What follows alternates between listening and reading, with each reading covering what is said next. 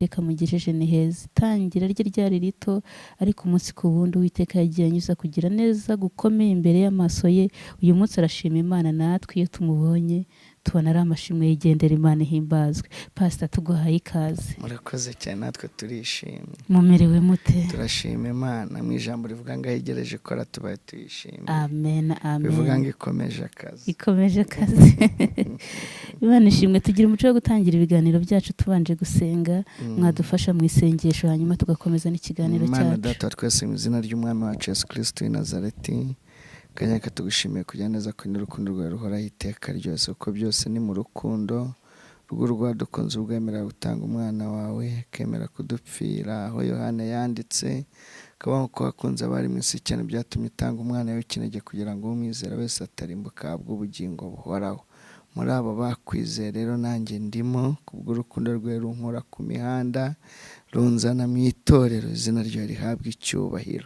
Nyemera rero yabo ubuhamya cyangwa ijambo ry'Imana, umwuka wera byagure mu mitima y'abagiye kubyumva kandi basubizwemo ibyiringiro. Tanjyane natwe, usozanye natwe mu izina rya Yesu Kristo. Amen. Murakoze cyane Pastor. Turabizi ko ufite byinshi byo kutuganiriza nk'umupastori, nk'umushumba, ariko turagira ngo utuganirize ku rugendo rwawe rw'ubuhamya, inzira wanyuzemo ndetse naho ugeze uyu munsi, kuko bafite abantu benshi bifasha uyu munsi bari mu buzima butameze neza, ariko ukabafasha kubaremamo ijambo ry'ibyiringiro. Tuguhaye ikaze. Murakoze cyane. Turishimye. Ubuhamya sigaye mburaho mbuhera, nkunda kuvuga ngo ni ama episode, kuko urugendo rw'umuntu ruba ari rugari cyane aba yaranyuzemo. Ariko yo ntanze ubuhamya, nifashe ijambo ry'Imana ko mbere na mbere ijambo ryanditse mu butumwa bwa Yesu Kristo bwanditswe na Luka, ni igice cya 24 umurongo wa 32. Ni inkuru, ni urugendo rw'abigishwa bajyaga Emawusi, kandi urwo rugendo barukora nyuma y'urupfu rwa Yesu ariko batazi ko yazutse. Ngo bagendaga bavugana umubabaro n'agahinda ngo Yesu yemera kuza gufatanya nabo urugendo. Imana ishimwe ko muri uru rugendo iyo turutangiye Yesu azagafatanya natwe urugendo. Ngo ababigishwa mu kiganiro bagiranye ngo Yesu yahise abatungura arababaza ngo ni iki gitumye mwabagabo mwe muvugana umubabaro n'agahinda?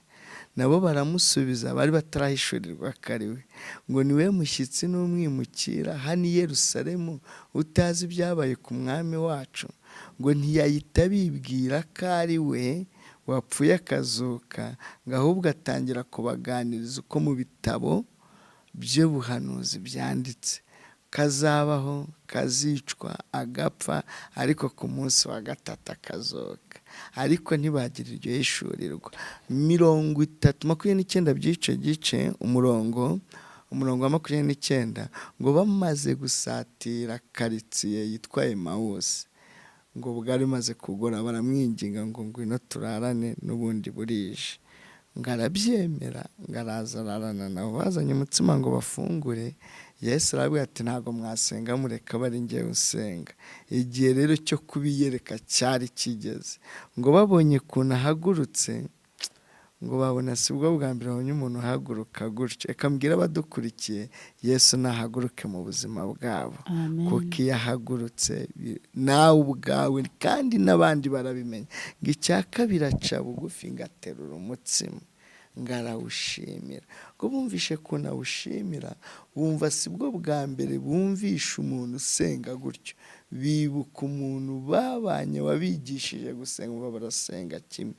Ngo si n'ibyo gusa, aramanyura ahereza umwe wa mutsima, ngo aramanyura ahereza uwa kabiri. Ngo muri uko kumanyura niho bagiriye ihishurirwa. Ngo umwe arakebuka abwira undi ngo uzi ko yari we bana, n'undi akabwira undi, ni kuri 32, ngo yari we. Ngo ubwo yavuganaga natwe turi mu nzira, ngo burya imitima yanyu numvaga iri kugenda iki, ariko nuko yari amanyuye. Ubuhamya mbukubira muri iri jambo ngo iyo umuntu ahuye na Yesu umutima uracya. Shimiye Yesu nahuye nawe, umutima wanjye ugacya. Kandi umutima ntabwo upfa gucya gusa, ahubwo hari ibikomere bigeze kuri 3 Kristo yomora umutima wo bahuye. Igikomere cya mbere ni igikomere cy'amateka, igikomere cya kabiri ni igikomere cy'agahinda, igikomere cya gatatu ni igikomere cy'ibyaha. Ibikomere duhura nabyo byose bikubiye muri ibyo bitatu. Iyo Yesu muhuye rero akomora igikomere cy'amateka, akomora igikomere cy'agahinda, akomora igikomere cy'ibyaha, ugasigara uri icyaremwe gishya. Shimiye ko nahuye nawe akabinyomora. Nari ndushye, nari narakomerekejwe n'amateka, nari narakomerekejwe n'agahinda, nari narakomerekejwe n'ibyaha. Ibyo bikomere byose uko bivuze wakomerekejwe nabyo, wabinyuzemo mbega? Nabinyuzemo, ibyo byose nabinyuzemo, ariko ndashimira Kristo wabinyomoye. Bajya bakunda kuvuga ngo ni pasiteri w'iniga cyangwa abaga ku mihanda, ariko basi bajya bongeraho ngo ni pasiteri usabana, atari uw'iniga. Pasiteri ugira gute? Usabana. Ko ndasabana cyane, kandi hari ikibintera, hari aho Yesu yankuye, kandi burya buri muntu avuga Yesu bitewe n'aho bahuriye. Ngeze njya nkunda gutanga urugero, avuga ati Mateyo na Luka na Yohana ntibamuvuze kimwe, kandi ari Yesu bavuga, ari Yesu, ariko bose ari Yesu. Ukubitanye n'uwo yakijije inzara, niyo umubwiye ngo asengera abarwayi, atanya avuga ngo Mana ndagushimye kutanga ibiryo, uko wangaburiye n'uyu wamukiza uburwayi. Buri muntu rero avuga Yesu bitewe n'aho bagize gute, bahuriye. Buriya ikijumba urakibona, ikijumba urakibona, ikijumba ushobora kukirya ucyokeje, ikijumba ushobora kukirya wagitekanye n'ibishishwa babyita ngo maganda, ushobora kukirya wakihasa ukakigereka ku bishyimbo, ushobora no kukirya wagihase ugakatiramo igitunguru n'umunyu, ushobora no kukirya wagihasa ukakirambika mu mavuta, ifiriti y'ikijumba, ushobora no kucyanika ukagikuramo ifu ugakoramo biswi ziriya zitwa karabo. Burya n'ibijumba baba bahekenye. Bose bariye ikijumba, ariko ntago cyabaryoheye kimwe bitewe n'uburyo giteguye. Na Yesu twahuye nawe n'umwe, ariko buri muntu amuvuga bitewe n'akaga yari yikoreye amurohoye. Buri muntu yavuga Yesu bitewe n'aho bahuriye. Ingere twahuye narakomerekejwe n'amateka, abazi ubuhamya bazi ko nari mayibobo yo ku muhanda, ariko sinabaye mayibobo kubera ubushake cyangwa kunanirana cyangwa gakungu. Nabaye mayibobo kubera amateka yakorewe Jenoside 94 mu gihugu cy'u Rwanda, imiryango inshuti abavandimwe barashira, nisanga ku muhanda ndi mayibobo. Ngaho igikomere cy'amateka nahuriye nacyo. Wa mwana wavukiye mu buzima bwiza, wajyaga ku ishuri n'imodoka akagaruka n'imodoka, wabayeho mu buzima twajya mu cyaro, abana mu cyaro bakarwanira kunkoraho kugira ngo mve ko nakana k'Ikigali kavuga, ariko amateka angwirira ntaragizemo uruhare rwo guhitamo aho mvukira, nza kwisanga ndi njyenyine, nisanga ku mihanda, inshuti abavandimwe barashize. Urumva ari nde wari kunyomora icyo gikomere cy'amateka giherekejwe n'ako gahinda, uretse Yesu wenyine wanyomoye icyo gikomere. Ndamushimye rero, iyo umuntu ahuye na Yesu umutima uracya. Nyuma yo kubura ababyeyi niwo ninjire muri ibyo bikomere by'ibyaha. Urumva ndi ku mihanda icyo gihe 95, 96, 97 amafaranga yari ariho, icyo ukoze cyose kigenda, ndangirika, tunga urumogi, nshyiraho amadrede, ingendo ndahindura, ibyo bita gucoma. Umuntu akajya afata ibikoresho byose, imihanda ari imihanda. Yesu asanga ku mihanda hano puwari uro bita kwa buraza kundagara, niho nisanze. Ariko Yesu asangaho, arandura, anyomera na bya bikomere by'ibyaha. Aho nacaga banyita rasita, ubu ndahaca ndi umukozi w'Imana. Yesu ahindura amateka. Ariko ubwo simburangije. Ubu ikiganiro kirarangiye, dusoze. Bazaragisigaye. Gusa akandi episode wenda kazamo ni nyuma yo kwakira Yesu. Yesu ndamwakiriye, ariko nsigaranye ikibazo cya sosiyete y'abarokore ninjiyemo. Icya mbere nje ndi wa wundi, drede ku maso akimenetse, imvugo sirenga ari sirenge. Urumva nabwe wantinya, ariko pastor ko nakwinjira mu rusengero umukristo akamobera. Tutaragira wenda aho ngaho,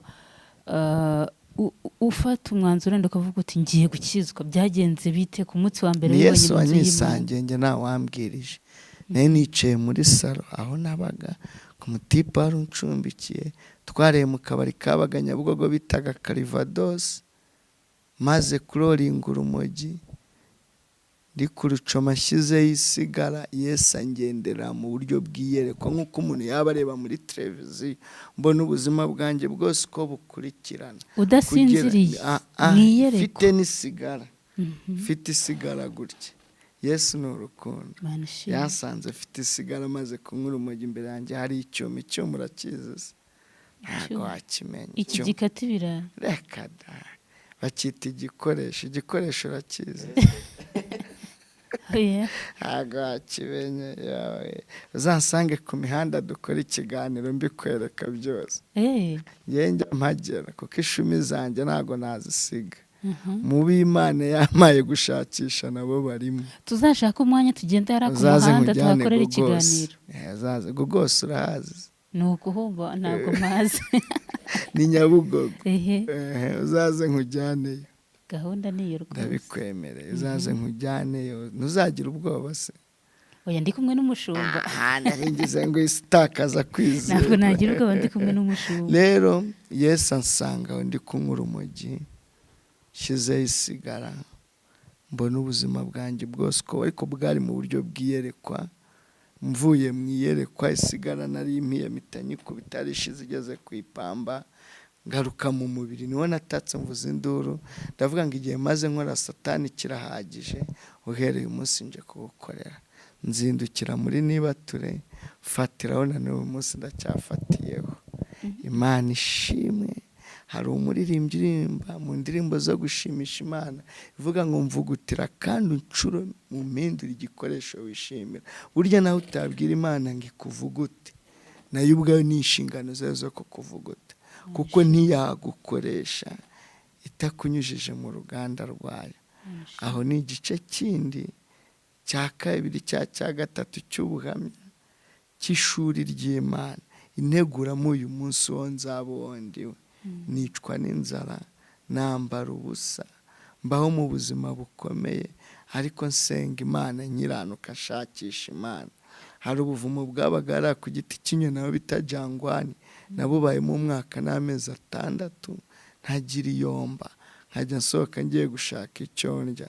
Ubuzima ari ubwo ngubwo. Kandi usenga wizera Imana? Senga ndi umukristo. Pastor, ni iki cyagusunitse? Abantu benshi bo hanze hari ukuntu babwirwa ko kwa Yesu binagana. Urumva nkawe nk'umwana wari uvuye ku muhanda, wenda nubwo umwuka afite uko yagusuye, wagera mu z'Imana ugasanga ntibyihuta. Ni izihe mbaraga zagushoboje kubigumamo? Njye nkizwa, hari mugenzi wanjye twibanaga ku mihanda ariko ari umukristo w'umunyamasengesho.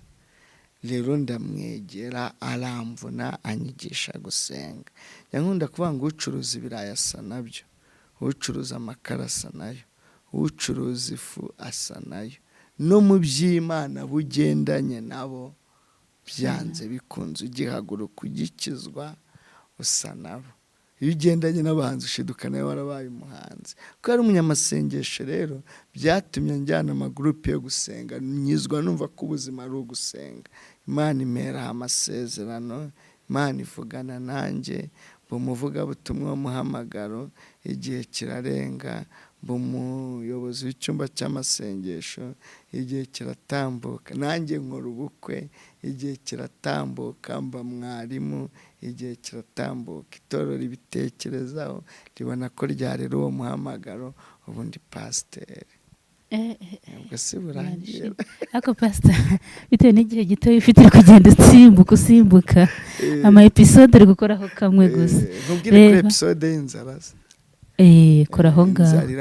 Ndaba nkurebera ku minota nirangira turavuga no ku kandi. Amaso akamera ramu nari guhengereza iki ntacyahengereza ari inzara.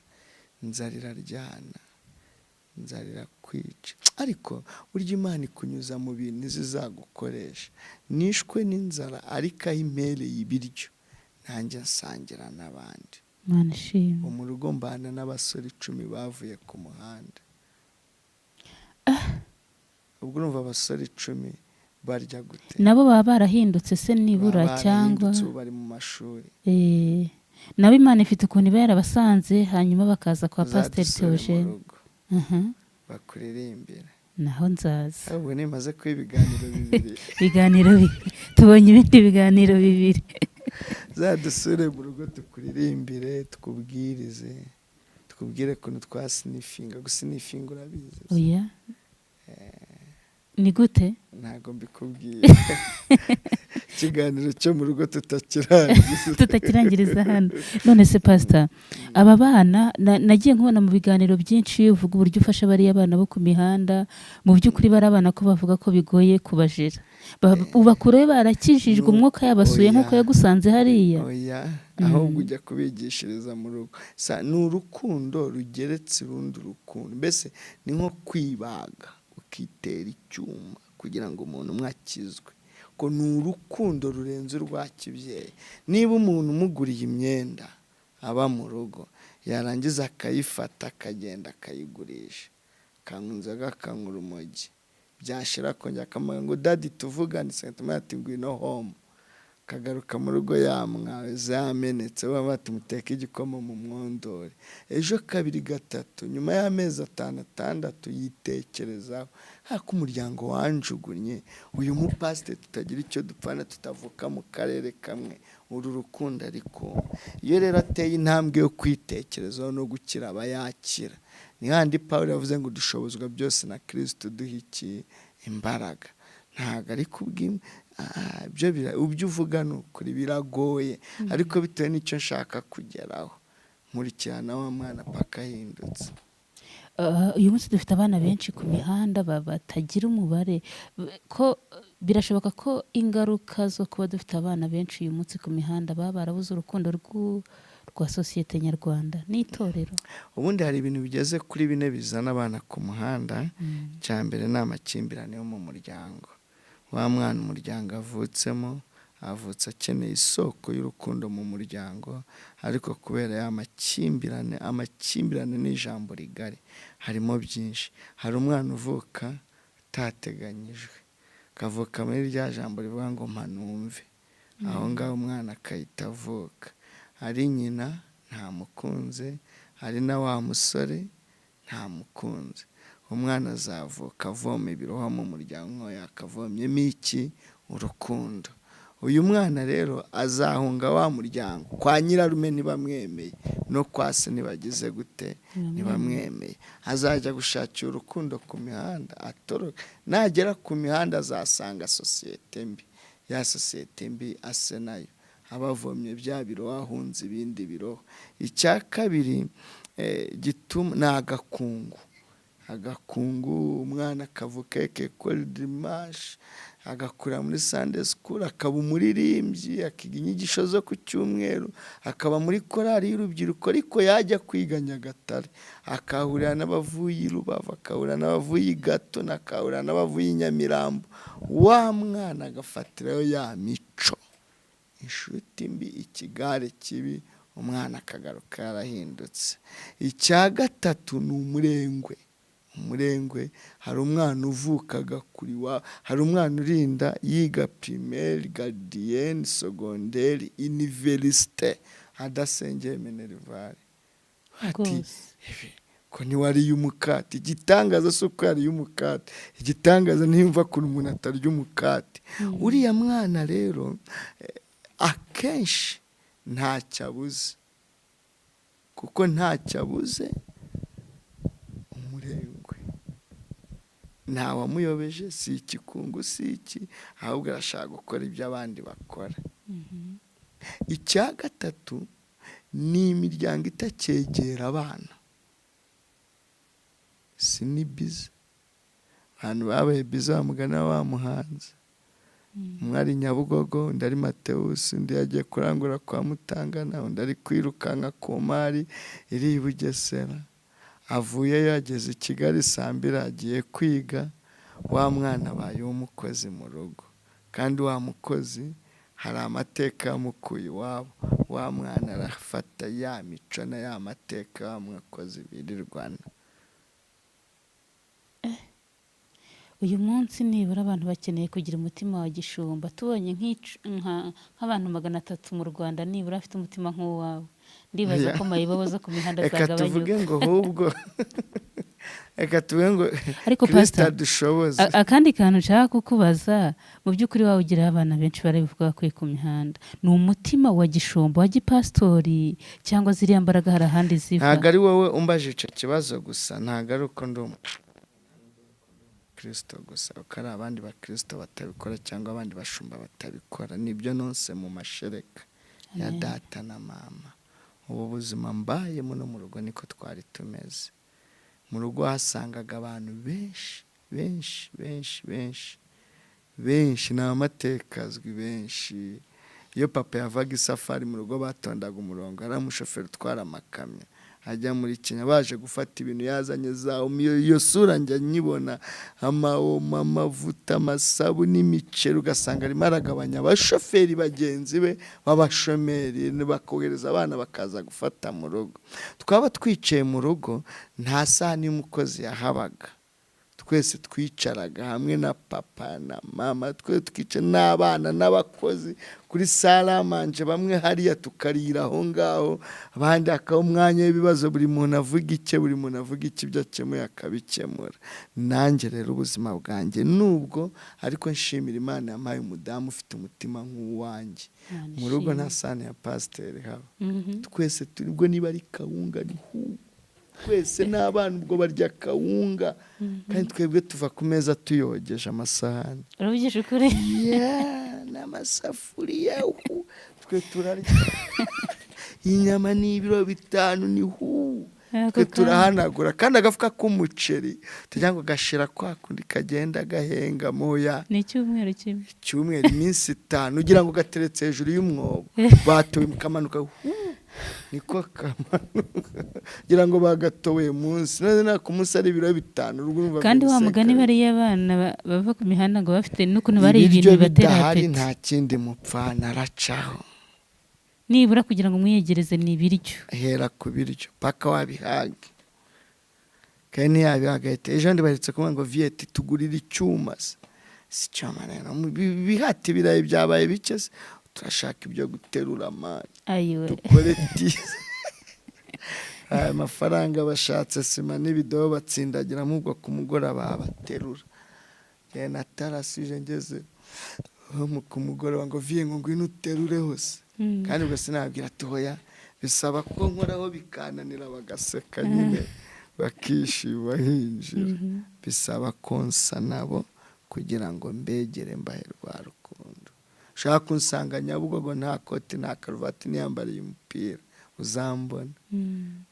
Ndi kuga navungura akagori kanaga mu kirenga gasama. Pasiteri tinaye ni gato. Ati Yesu aragukunda, ariko kubabwiriza bisaba konsana. Hari uherutse kujya gucomura, ndamuherekeza araroringa muhagarira, icyo gihe nari nyiri mwarimu. Ajya kurumurumogi, uhanda ararunywa ararurangiza. Mwati rucomere ko Yesu aragukunda. Ngumva pasiteri ngo ubusa nanjye yanyemera Yesu. Ati nawe aragukunda mani. Rangije gucoma mujyana ku rusengero kuri ADPR Kiruhura, yicara mu itaniro, ari amataniro y'umugoroba. Mwati icara hano imbere, ari imbere ni danje mani pasiteri, kanicarire hano inyuma. Korari imaze kuririmba, kumwe korari bimaze kuririmba, ahita aza gake gake aranyongorera ngo bariya ababebi bararirimba neza. Ubwo diakoni baragiye kumutangira bati mumurekaze ninjye wamuza. Araza ahita nyongorera ngo korari ni ababebi, ngo pastor bariya babebi bararirimba neza, urabongera indirimbo ze. Mwati genda wicare ndabongera indirimbo. Ati ko nshaka gucoma se. Mwati jya inyuma y'urusengero ucome wongere ugaruke. Ati Babiloni nizi hasanga, suzibwire ko ari njye wakuza. Ubwo Babiloni yavugaga ni bande? Ni leta, abapolisi. Aragenda nk'urumogi, aragaruka mu ijambo ry'Imana, arakizwa, turamubatiza. Ubu no muririmbyi muri korari, ni umushoferi atwara fuso. Ariko urumva urugendo rwo kugira ngo mugereho, umbonye mpagararanye nawe, umbonye mufashe ku rutugu, utekereza ibindi. Abandi n'umuhamagaro wabo rero, ubwo nanjye hari uwanjye. Kandi byose bikavamo neza. Washatse umugore uri mu rusengero. Abantu benshi bari bazi ko pasiteri yabaye mayibobo yo ku muhanda. nawe birumvikana ko yari afite amakuru agufiteho. Byarakoroheye kugira ngo nibura kwemerere ko muzabana? Igihe cyari kigeze Imana ihita indemera. Kuko ubuhamya uko mbutanga, wamukuye mu rusengero se? ubuhamya uko mbutanga uko niko nabutangaga nyiri umusore, kandi ntabyo gutereta njye nta kintu nagiraga. Nari nejejwe ku mutima no mu mufuka no ku miryango, ahantu hose nejejwe. Naragenda mubwira ati si ibya kope na kopine. Hari ukuntu abantu bavuga ngo wari wejejwe bakagira ngo ni ku byaha hose, ari ku byaha, ari ku mufuka no ku miryango. Ku byaha, ku mufuka, ahantu hose hareraga. Hose nareraga. Ndagenda ndamubwira ati si ibya kope na kopine, ndakuze, uremera ko tubana ukambera umugore uko diregiti, kandi ngo haya amasaha 2 ndagaruka mu igisubizo. Kuko ari twe dukundanye imyaka 2 arambenga, vuga ati ntibyavamo. Arangije mba nkata muri gare, ko nta n'isaha nagiraga, nta na phone. Nkajya mbaza umuntu ati nisanga amasaha 2 ashize ndagaruka, ahita ambwira ngo ndabyemeye. Hari ku wa mbere, ku wa kabiri njya kuyobora icyumba cy'amasengesho Kirora, tambwira pasiteri wanjye Rugamba yagiye musanze muri biro, mwati uziko nakuboneye umukazana pasiteri kwagine sabudimoni bashya, ko yumvaga ko ntatinyuka kurambagiza. Tabudimoni bashya ndabatwitse nawe n'abudimoni mamalari, jya kuyobora ariko ne nabonye umusheri. Ndangije iteraniro mitasubira gose niwe yakoreraga, njya kumureba ko gasima keto, namwati rero amakuru imeze gute, asanga gahunda iracyari, numva sheri nyina kureba nka sheri.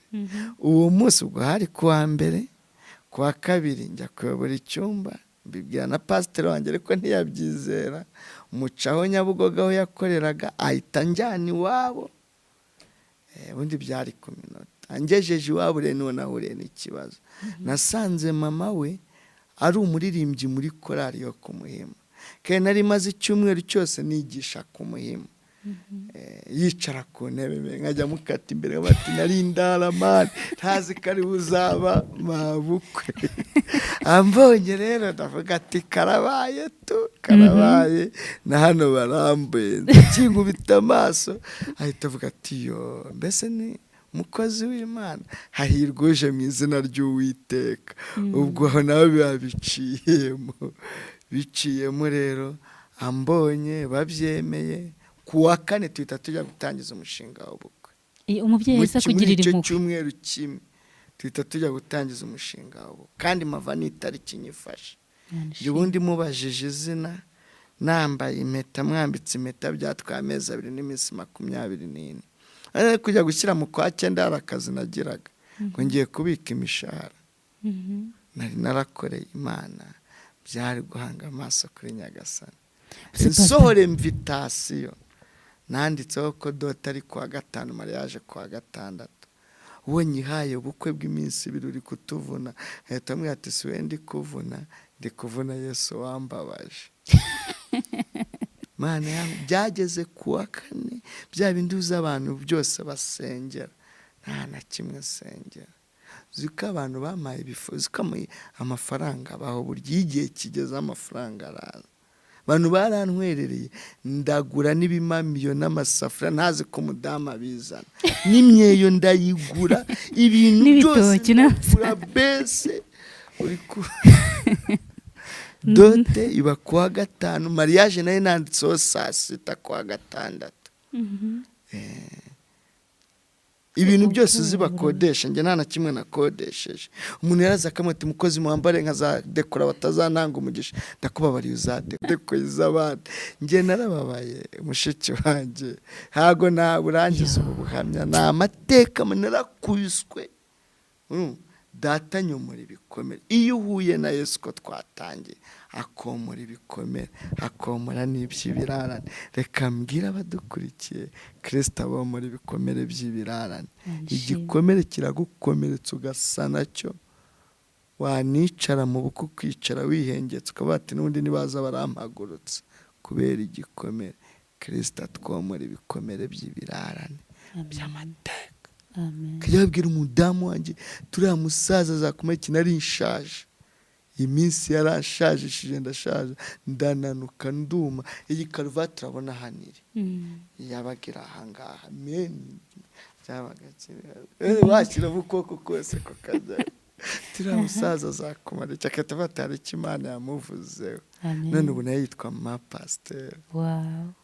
Imana imwe umugisha wanyemeye nta kantu nigeze mugurira habe na mitiyu ariko nigeze nihagararaho mu hagahumbi icyo gihe mukundanye nta kintu nari mfite ajya yihangana ariko nayo yatwaye agahumbi nari kurya kuko amwaka birananira hajya nivugisha ngo sheri maze unywa amata ngira ngo wenda arayagura tuyasangire iryo joro turaburara twagiye mu rukiko imodokari njyanye ingejejeyo ihita ibona ikiraka cyo ku Gicyangugu araza aranyongorera ngo numva arankomanze ndakebuka ngo mbonye akarinye k'Icyangugu buri Imana irashaka uko mutaha si ubwo wasezera ntuhari wasezera ndasezera ariko nakwibuka ko turi butahe n'amaguru umutima ukasimbuka turimo twifotoza nkajya mbwira sheri wanjye ku murenge siko ya modokari yagiye akahita anyereka agatabo kamwe ko mu murenge ngo dupfa kuba twasinye sheri byihorere.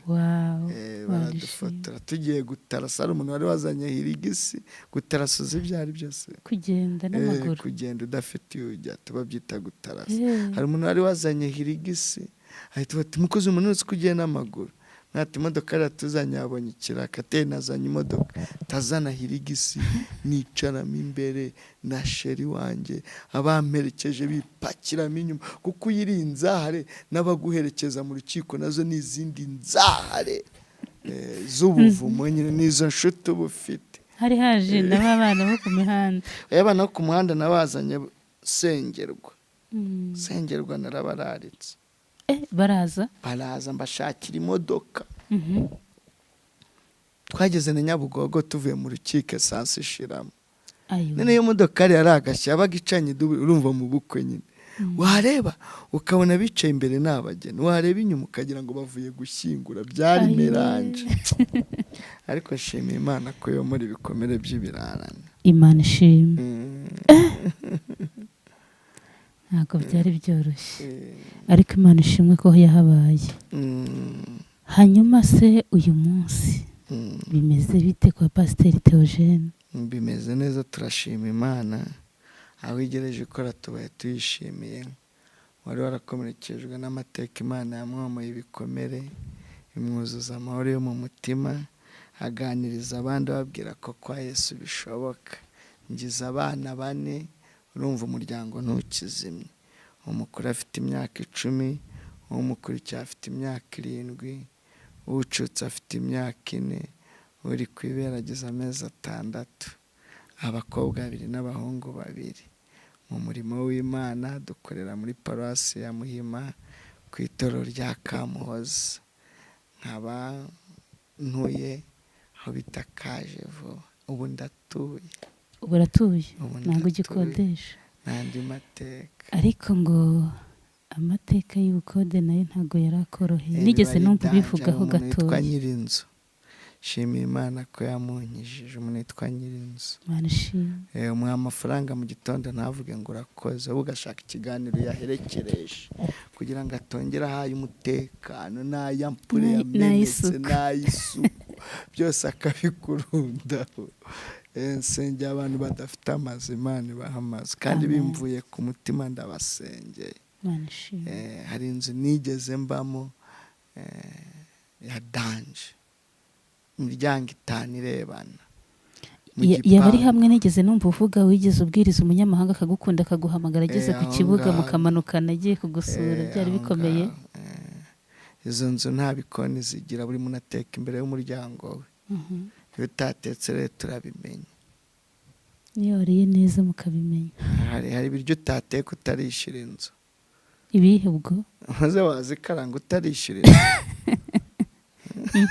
maze wateka amafi kirazira hari ibiryo utateka utarishira inzu none uziyo bose basohoye amasahani bari kuyoza n'udusafuriya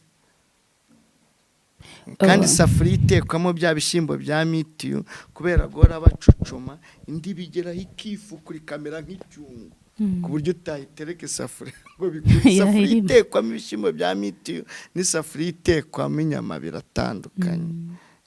None uwo mu kirere rero uwo muzu Burya yaransuye agiye ko nabona aciye hejuru y'amasafuriya ari guce, bamurashe mu nzu. Kwinjira mu nzu kwari gukura akayiduka wirasamo. Yicaye ku ntebe ati intebe nazo ziba ziragera avuga ati karabaye tu ibindi ni ubutaha dusoreza igihe cyarenze. Yo pastor nkuko babivuze ni ama episode ibintu bye ko n'umuntu aha bitangirira akabisoza ntibyoroshye. Ariko Yesu yagize neza. Imana ishimira habaye. Reka nsoze mvuga ngo nta jambo Imana ivuga ngo rihere. Tubwira abadukurikiye ko uwavuganye n'Imana ariyo yavuze. Nongere mukomeze mubwire ngo nta jambo Imana ivuga ngo rihere. Imana iravuga igasoza, mubere icyigisho. Mubwire ngo wowe udukurikiye komera shika. Icyo bisabwa ni ugukiranuka. Ndibuka naricaye na madamu mu rugo dufata umwanzuro ati ubwo abavuga butumwa benshi bari kugenda bahemuka, reka twe tuba abakristo, nitunapfa tuzapfe turi abakene, Imana izatwambikira ikamba yuko twubahishije Imana mu ivugabutumwa, tuzaryambare mu ijuru. Amen. Ni umuhigo twahize. Naho higa umuhigo wo gukiranuka, utegereze Imana wihanganye, Imana izasoza umugambi wayo mu izina rya Yesu. Amen. Pastor turagushimiye kubw'uyu mwanya uduhaye, nubwo tuvuze agace gatoya, twizeye ko undi munsi tuzongera guhura. Tuvuye hano tubonye ibiganiro bibiri, butaha niduhura tuzabonamo nk'ibindi nka 3 cyangwa 5. Imana iguhe umugisha. Dushimiye umwanya wanyu, dushimiye mwese mwari mubanye natwe kuri uyu murongo. Mahoro y'Imana akomeze kubana namwe. Njyewe nitwa Onete, mukomeze kugira ibihe byiza.